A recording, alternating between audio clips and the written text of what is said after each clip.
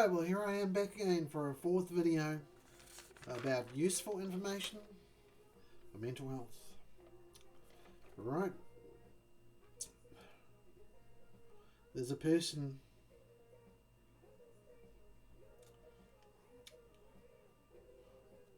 okay, you've got your life. There's probability that this is all kinds of directions in life, right? You're travelling, you're on a journey. Lots of things, moments are going to happen in your life, and you want to improve those moments, and lots of things determine that. So, like, we need to investigate from a probabilistic point of view what it is that's to the outcome, the goals that we have, the targets, the outcome of reality.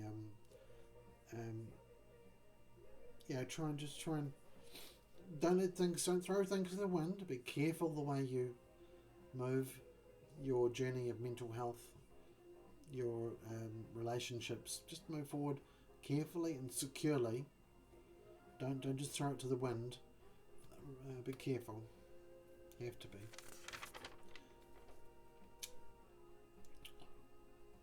It's not really in your power or the doctor's, nurse's power to 100% predict,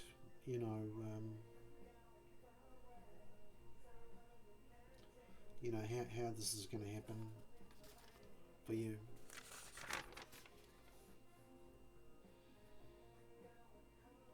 You need a goal, an outcome.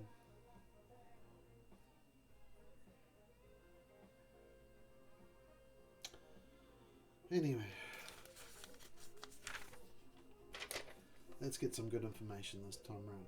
There's been a probability. I don't know what this is doing in my pile of notes, but I know that you need a way out. I'll just leave the maths alone, I think.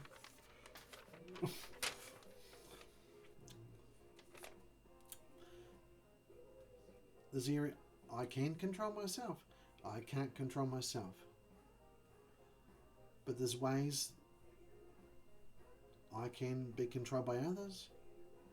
I can be influenced, persuaded. You can get nothing. You can get what you wanted. You can get what you did not want. All things in the event, whatever. I don't know what this is, conditional, day-to-day. It's still about probability. I don't quite get that with how that fits in with the mental health, but it probably does. I'm just not that good at that. Okay. Support systems. A kibbutz is a good one. Families are a good one. Mental health system professional work. There's pretexts they have, but there's a lot to be aware of how it works. Research that. Find out how the system works. Here's some things that are good. Exercise is good. Sleeping's good. Diet's good. Stress reduction's good. Smoking cessation's good. There's ways to reduce stress. We abuse chemicals and drugs. Exercise can help that. Okay. This is the fourth video, so I'm getting a little bit thin on it. 4 in a row, so this is the fourth one. We people are not inadequate. We're not irresponsible. We're not illiterate. We can make decisions. These decisions about medication and our future and where we're going and where we want to be. And in a time manner we can get there. If psych drugs numb the brain, is it true that they numb the brain? Is it true that they increase the chances, the risk of developing dementia? Is there not a better way then, if this is true? Can we choose to think and feel and respond, guide our attention, get directed? Can our DNA in our brain cells, adapt and change and build to naturally develop in the way that we're supposed to as people? And wouldn't that bring sanity and a sound mind? What is the situation we're in?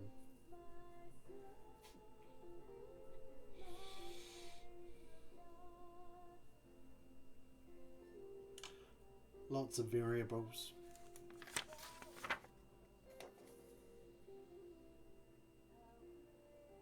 Well, the topic I've been talking about, the aim is to provide some useful information. It's not complete. You're going to have to research some of these things. Might be some leads there for a researcher.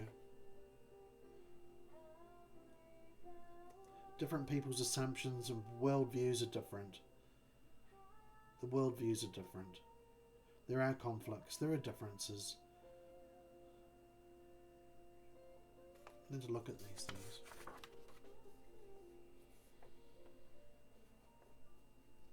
If we could reach some sort of common understanding of the relationships and where we're going, if we can participate more, if they can participate more, to about with professionals and the relationships, is what's really going on here. What is the nature of the relationship and the direction of the relationship among the players?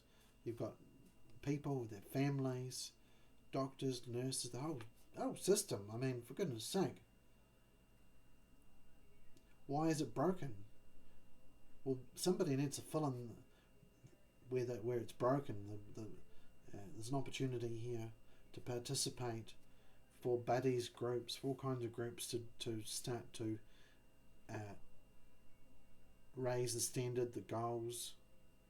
There's been a long delay in the reforms and the changing in the system. It's just, for some reason, they're not hearing it. Well, some people like me have to share it and tell them. But different story. We need to develop naturally by the grace of God.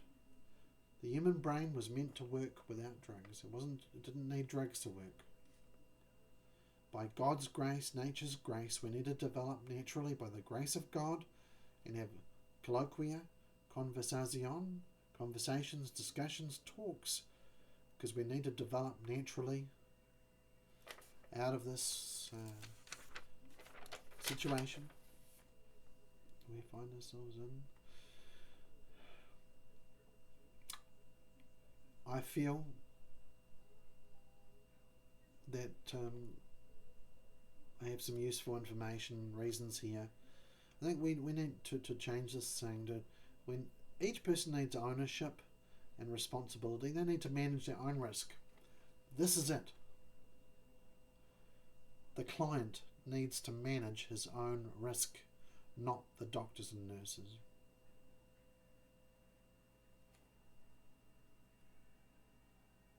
But to manage his own risk, he needs education. He needs to be taught a lot. He needs to have lots of education given to him. And if that's not being done, how can he ever manage his own risk?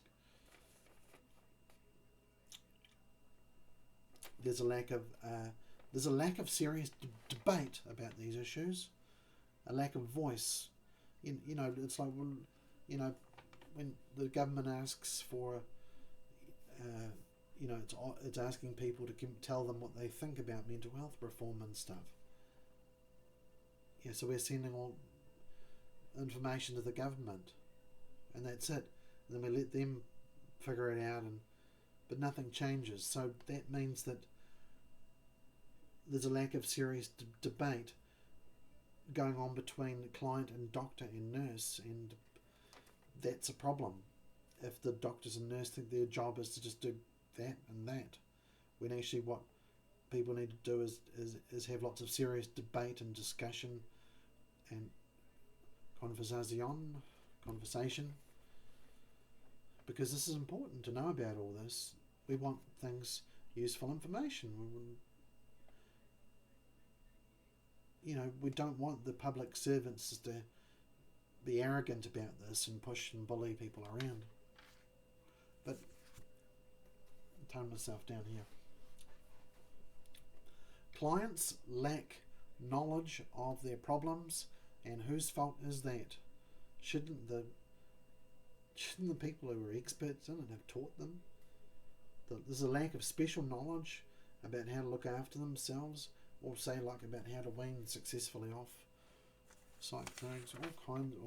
Oh dear, it's just anyway. What do the drugs actually do?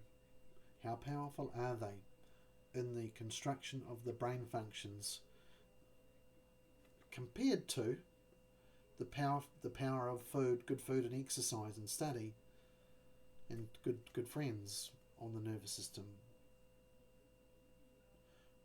Is neurogenesis being used to support the repair and development of people with mental illnesses? Probably not, because neurogenesis and all that performance psychology stuff's another area altogether, isn't it? Yeah, I think what good is the clinical psychologist compared to what we really need is an educational psychologist and a sports psychologist and somebody, a neuroscientist who knows about neurogenesis, and then we can get all this change happening that we want rather than just use drugs, right? How does the practice of Christian prayer and faith and worship and Bible study affect the mind and the brain? Probably quite a lot. Music, TV, books, lots of things.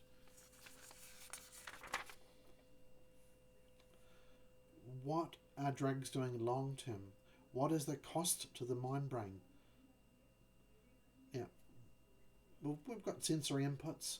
How much of a factor is the conscious waking hours of the day? How much is this a factor in actually how much impact does our conscious thoughts have on our brains? Probably a lot. And how much do drugs have? Probably less.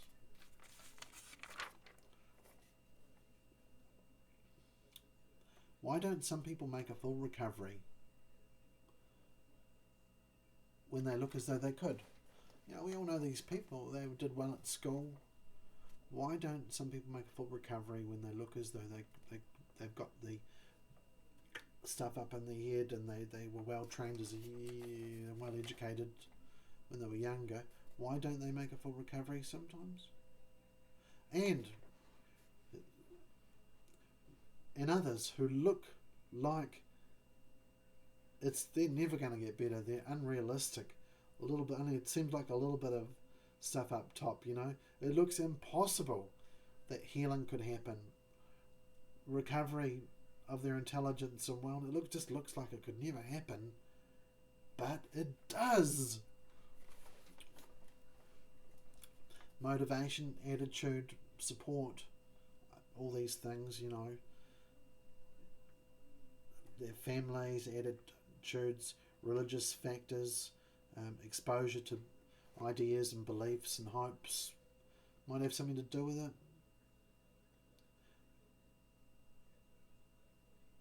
Some brain boxes, just this, I don't know, attitudes.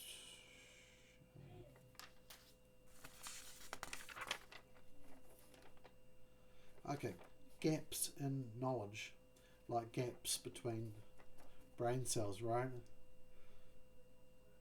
Gaps in knowledge. I'm sorry, I'm getting a bit high on this. It's like the fourth video in a row, back to back. I've been recording. There's gaps in knowledge between the neuropharmacology scientists and the doctors. And there's gaps in knowledge between the doctors and the practice nurses. And there's gaps in knowledge between the practice nurse and the client. There's gaps in knowledge between the DHB managers and the client, and between the health minister and the DHB. Gaps in knowledge all the way through. How is the client going to be informed about all that? Or the doctor or the nurse?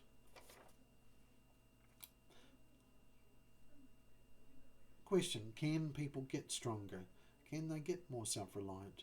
Can they get more self-sufficient? And be unaided by the mental health service in managing their lives? Yes, the answer is yes. I think COVID-19 proves that too. That was quite good to help people become self-reliant when they were isolated. A journey of full recovery. Well, this is like a name. A journey of full recovery, enhancing the brain-mind performance through active efforts of study. Somebody's got to invent a cure here, along some of these lines, obviously.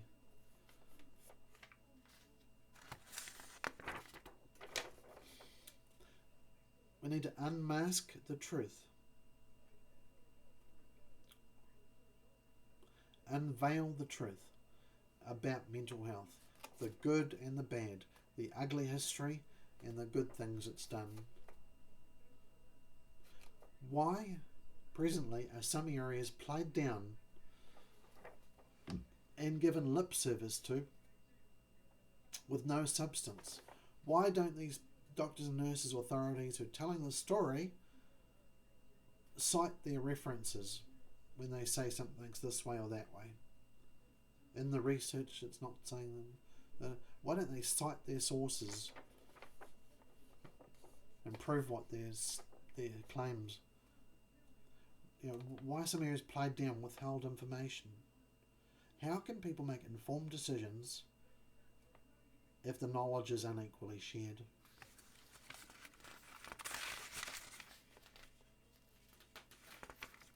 I don't know why that means. So what don't you know about yourself and your brain? What don't you know about other people? What is actually true and provable? In what ways, regarding drugs, do they actually put people within a limit? How much do they control their behaviour and thought? How much is it a chemical lobotomy or not? Is that really in their interest to be numbed in that way? In what other ways can behaviour and mental status be modified and changed for the better? How can you love people and help them self-develop naturally? How can you rebuild line by line, brick by brick? Do people really care? when you're different, and fitting in is quite difficult when you're a bit different. I mean, this is the thing about these beautiful mental health people, that they're beautifully different. They're quirky.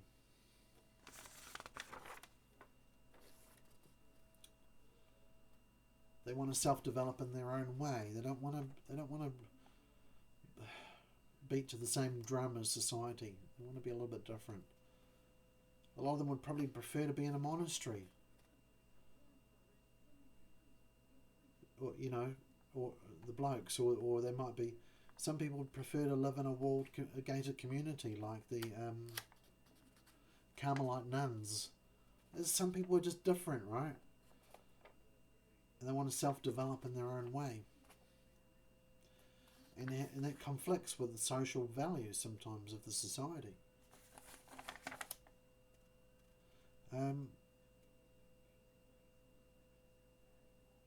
Okay, what's been done and who does it? The relationships, topics, subjects, medical models. What sort of business, client service model, like? Okay. Rules regulate. They were talking about institutions, how it all works again. Never mind. Past, present, and future. Aiming higher. It's just useful information I'm spinning off. Are there myths and deceptions involved in the mental health service? If so, what are the myths and deceptions involved in the mental health service? Let's debate it. Let's talk about it. Let's bring it out. Regarding involuntary treatment or informed consent. About definitions of diagnoses. understanding drugs, understanding the history of it all. Psychiatrists, professionals, is drug care all that you've got?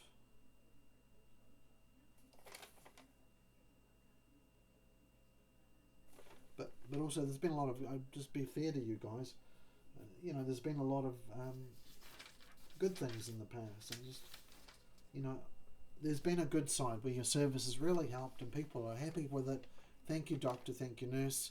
That's true. There is that side of it. You've helped save lives. Okay? Like, it's easy for me to see the bad side of it, but there's the good side of it.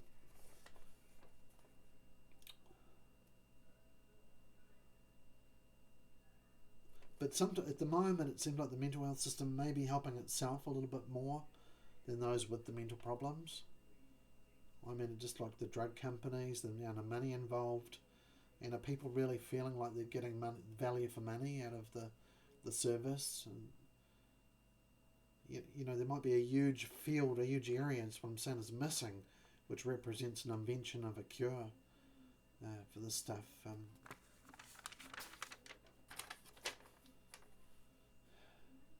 If it's not cited, if it's not in the research, it might need to be invented, right? A mind needs knowledge, the conscious part of the mind, that it can use for correct functioning. Studies achieve this, clarify and define what do nurses and doctors actually do for their clients. Does the medical school training make the relationship itself with the people useless, and it misses the opportunities that has to aid in the person's to discover a better way? This is the mental health. So busy, so practical, so on time. Where's the real value? It's missed, isn't it? In a sort of a cult of scientific management and your schedules and your, one thing I say about your doctors and nurses, your time management is excellent, but your quality time with the people is almost negligible. Lifetime is lost. It's missed an opportunity to make a difference in the heart and real address the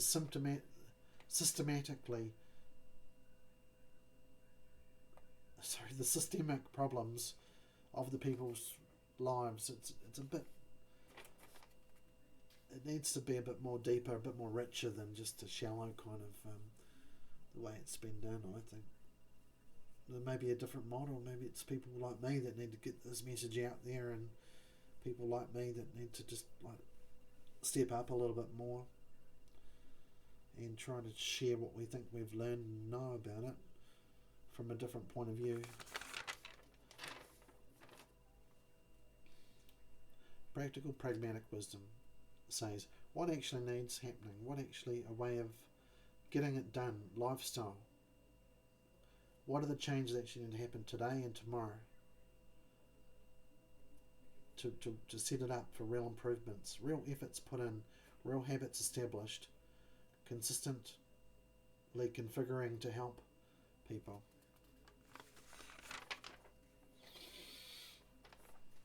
Okay, let's address reality.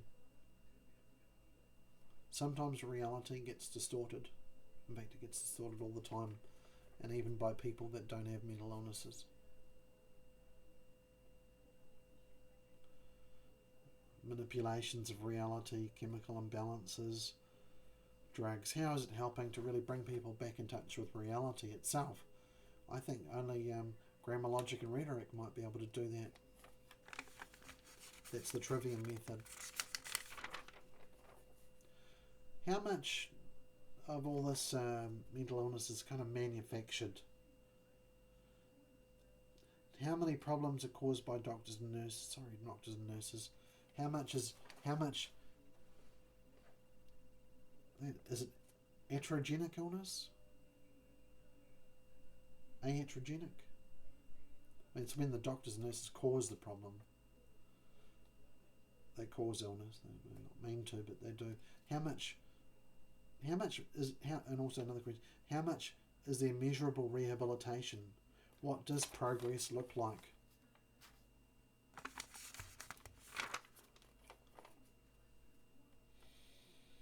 Now, people have got minds.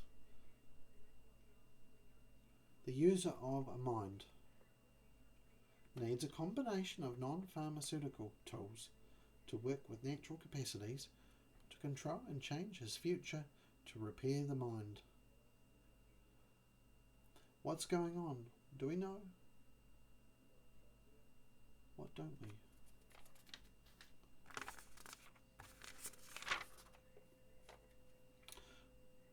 Why can't we be our own care managers, solve and remedy our own mental health problems by looking after ourselves and giving ourselves the title behind our name for our own good when it's reasonable not to consent to the way things are done? After all, the dark side of psychiatry is it's ruined many lives. The good side is it's helped many lives.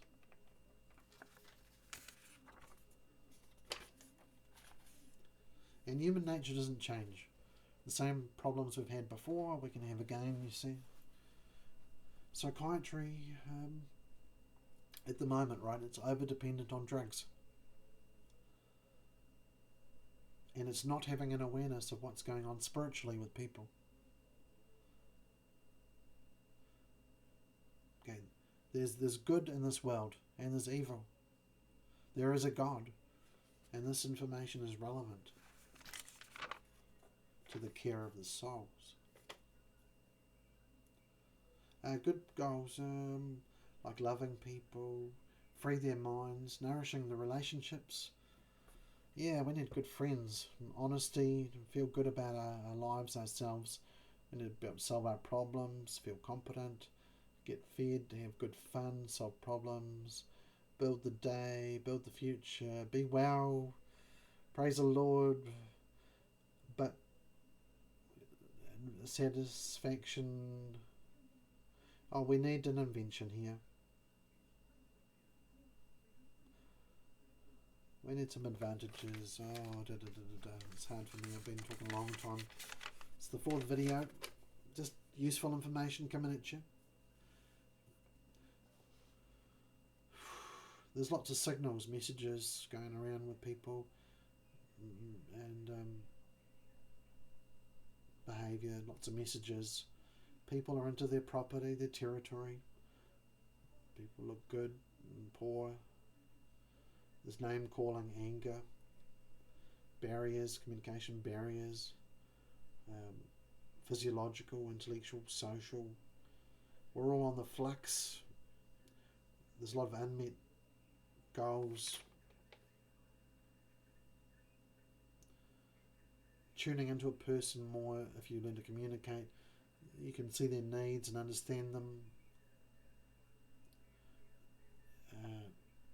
You can understand the situation better subconsciously, intentionally, requesting the need be met. So just talking about communication, needs may be to people want to be informed, they want more information, input, grammar, and then understanding, and then okay, this sounds a little bit incoherent, but yeah, I'm reading a little bit incoherently. 29 minutes on this video. Alright, let's just keep going a bit here because I don't know if I want to do a 4th video. Sorry, a 5th video. Whatever. I'm going to make some statements here. Mental health system is not recognising the most important key requirements and needs people require to get better. Okay, that's a claim. Maybe true, maybe false. All I have to do with the mental health system staff now is feedback loops of communication, rhetorical opportunities, and these are the same things in place already for so many clients.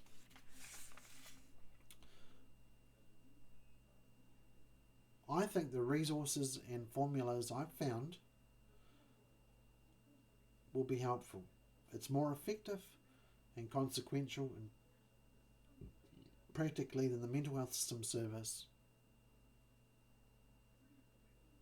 in the sense of being able to get people on that road to being cured, recovery, your mental mind wellness, compos mentis.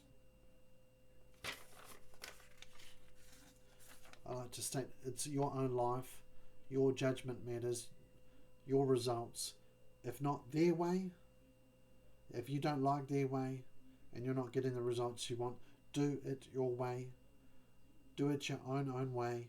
With Jesus as Lord, your way needs to know, to understand, to be honest. Figure it out yourself. Figure all of it out if you can with Jesus' help. And then just be prepared to keep learning, listening, when give other people a chance. Keep learning. It's not, you probably don't know it all. I don't know it all. Mental health, right, making some statements. Their help that they're doing now has limits. Their help that they're giving has problems with it. Their help is not really getting us anywhere. That one might be debatable. Their help, it's not honest. I've weighed it. I've found what they're saying is a bit empty, a bit wanting of truth and honesty. I think the logic is a little bit flawed in some way. It's wrong. So I'm just working to share this information on the tools and skills and helps that I've found to be a real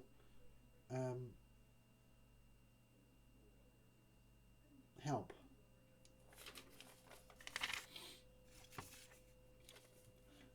People need to spell out these things in detail, what we require, the needs and the help that we need in great detail. I think the solving of this thing called mental illness, the curing of it, is possible with a huge boost in the quality of the service that can practically rebuild lives from a deep understanding of the principles of growth and learning that can cause somebody to naturally develop. Just naturally develop.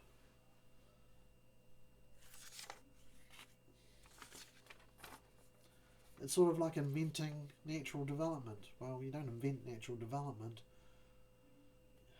You may have to help it to happen, though. To care of it, care enough to make it possible. This is what the system has done and does. If you think about it, the focus was not, a big word here, efficacious, as it would be if you did it the ways I'm saying instead. So I'm saying these sort of ways will be more effective in the long run than what's been done before. I want to send, I'm sending a mental health system a message, a strong message about how I see things regarding mental illness and its problems, its causes and its solutions, and what's best to be done instead. So, they've said a lot of things about this themselves, and I just don't think it's very truthful, to be honest, when they try and say no, they found this out. They don't. Their citations and references are no good. They're not being completely honest. But anyway, yeah. So anyway, just listen and try to maybe digest this a bit more. If a person's conscious, if they can control something, their attention, if you can control their attention and effort. You know, it'll be less random. If it can fall on one aim, you're not throwing their lives to the wind if you can, to chance and to fate. If you can determine carefully and nurture them in the right way, that, you know, I'm just trying to say something about you know, at the moment it's restricted. There's a lot of restrictions. People are in this wee box. They're in this place in life. I think they can be improved. You know, I'm struggling with a bit of incoherence here. This has been a long message. It's the 4th video in a couple of hours. I think each person needs to learn about the stuff in depth. Don't accept half-truths, lies. Find out yourself. Research, ask the questions about what's going on, because they're not telling. They should start telling. But in a non-violent way, you know, be kind to them. Be gentle. They're just the same as you. We need to, if we're giving them so much information, well, here's some giving of information. We want change. Well, I'm talking about it. Things to stop and start. We want to avoid the discomfort. We don't want lives wasted. All this needs to be talked about. All this venting about feelings, how we feel. We need more respect, dignity. We don't want to be dehumanized. We want to be thought of as sacred human beings with a soul and spirit, made in the image of God, who we are. Not mistreated like, less than that. Alright, well that's it. Praise the Lord. And, well, it's almost it actually. I might go on a little bit longer and try and read you a poem that I've already read that poem it's on my channel, so yeah. I love some feedback and lovely natural growth and development, eh? Just let it happen naturally. God bless. Andrew.